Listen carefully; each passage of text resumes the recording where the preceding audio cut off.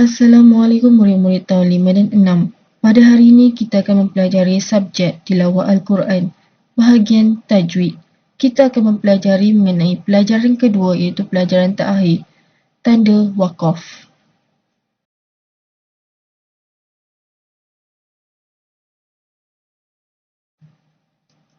Apa itu waqaf? Waqaf dari segi bahasa bermaksud menahan atau berhenti. Manakala waqaf dari segi istilah bermaksud memutuskan suara bacaan pada akhir kalimah Al-Quran sekadar masa yang boleh bernafas dengan niat untuk menyambung semula bacaan.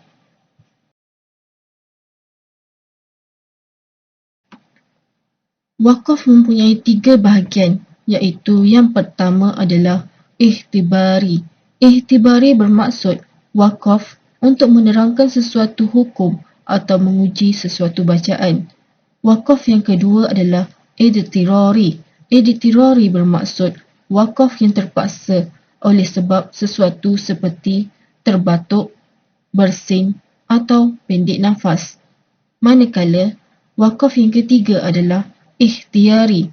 Ikhtiari bermaksud waqaf mengikut pilihan pembaca.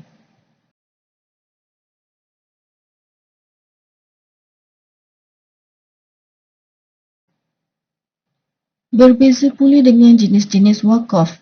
Jenis-jenis waqaf ada 4 iaitu yang pertama adalah waqaf tam. Waqaf tam bermaksud sempurna. Yang kedua adalah waqaf kafi. Waqaf kafi bermaksud memadai. Manakala yang ketiga adalah waqaf hasan. Waqaf hasan bermaksud elok ataupun baik. Dan yang keempat adalah waqaf qabih.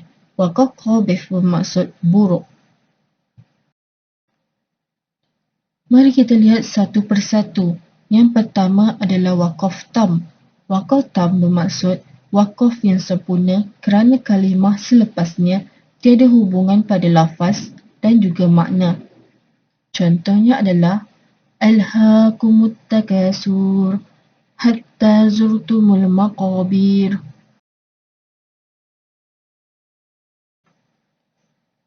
Yang kedua pula adalah waqaf kafi. Waqaf kafi bermaksud waqaf pada kalimah yang tiada hubungan pada lafaz tetapi masih ada maknanya.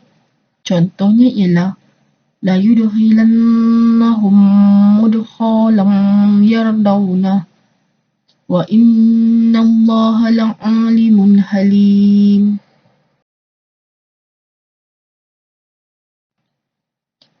Yang ketiga adalah waqaf hasan. Waqaf hasan bermaksud waqaf pada kalimah yang boleh difahami maknanya dengan jelas tetapi ada hubungan pada lafaz kalimah selepasnya. Contohnya adalah Ar-Rahmanir Rahim Maliki Yaumiddin.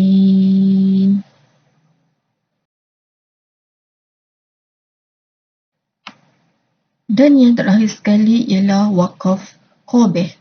Waqaf qabih bermaksud waqaf pada kalimah yang tidak boleh difahami maknanya kerana ada hubungan pada lafaz dan makna kalimah selepasnya.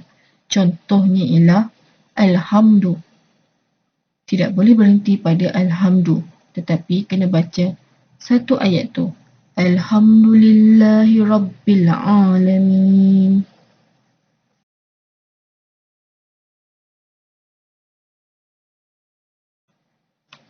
Seterusnya pula mari kita lihat tanda-tanda waqaf yang biasa kita jumpa di dalam Al-Quran.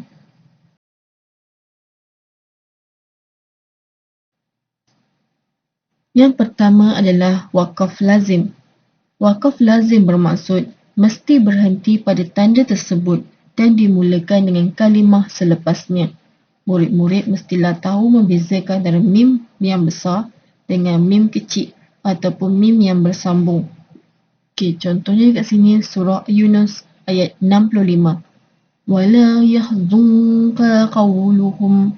Okey, berhenti dekat tanda mim tu dan tak perlu ulang balik ayat tersebut tapi sambung saja ayat selepas daripada tanda mim tu. Innal izzata lillahi jami'a huwas samiul alim. Yang kedua adalah wakaf lam alif. Wakaf lam alif bermaksud dilarang wakaf ataupun dilarang berhenti pada kalimah atau perkataan tersebut. Contohnya ialah pada surah At-Taubah ayat yang kedua.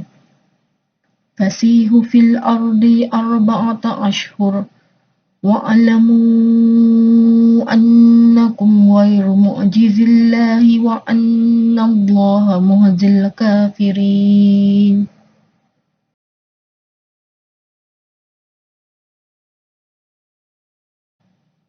Seterusnya pula yang ketiga adalah wakaf jaiz.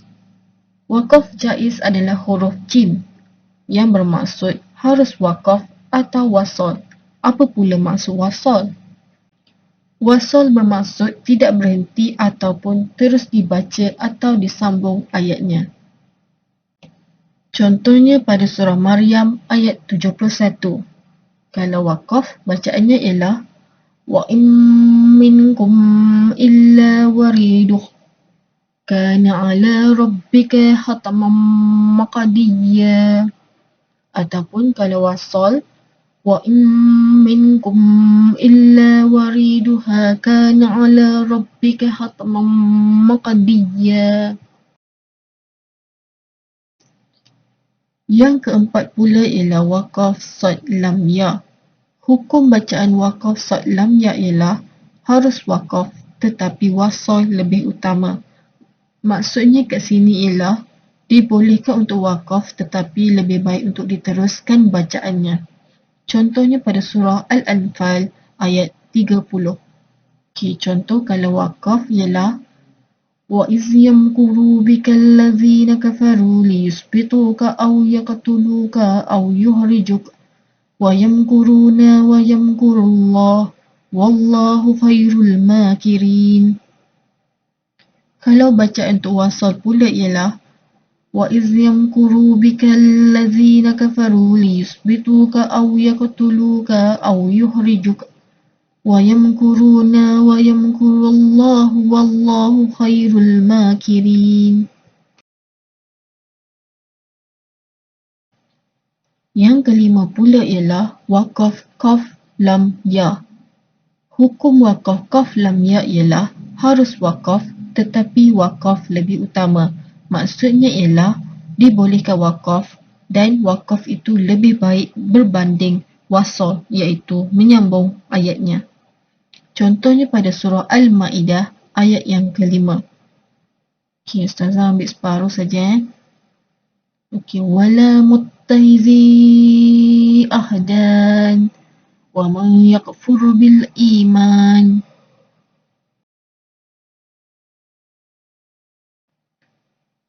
Dan yang terakhir sekali ialah yang keenam, wakaf mu'anaqah. Wakaf mu'anaqah ialah tanda wakaf singkat atau titik tiga bertindih. Hukum bacaan wakaf mu'anaqah ialah harus berhenti pada salah satu daripada tanda tersebut dan tidak boleh berhenti pada kedua-duanya. Contohnya pada surah Al-Baqarah ayat yang kedua. Contohnya kalau kita berhenti pada tanda titik tiga bertindih yang pertama, bacaannya ialah Zalikal kitabu la raib fihi hudan lil muttaqin. Manakala kalau kita berhenti pada tanda titik tiga bertindih yang kedua pula ialah Zalikal kitabu la raib fihi hudan lil muttaqin. Dilarang berhenti pada kedua-duanya ya.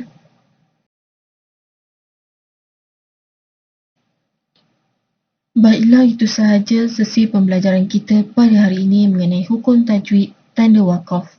Sekian, terima kasih. Assalamualaikum.